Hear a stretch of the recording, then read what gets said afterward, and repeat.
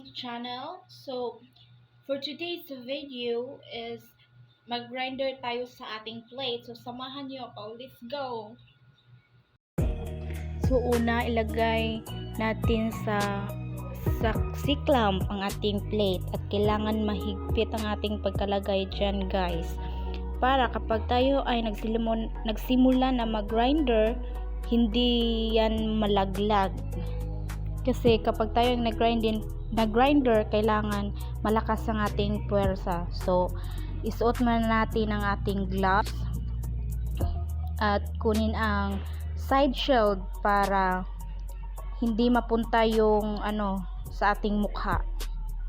And for our safety na rin.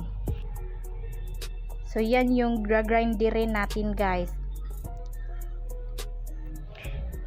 Kailangan mahigpit yung hawak natin sa grinder kasi kapag hindi, posibleng malaglag yan at kailangan malakas yung puwersa natin kasi mabigat yan lalo na sa first time gumamit ng grinder. So guys, samahan niyo muna ako sa aking pag-grinder.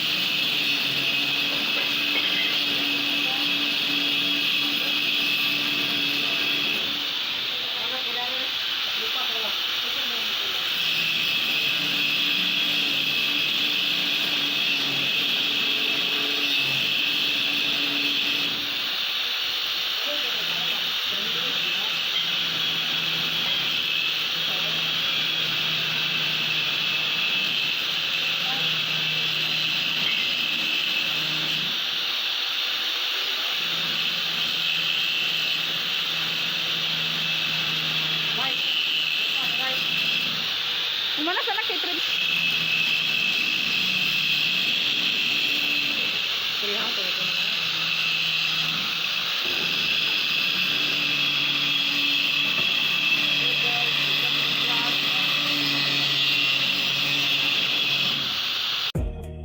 And that's all for today. Thank you for watching. See you in my next vlog. Bye.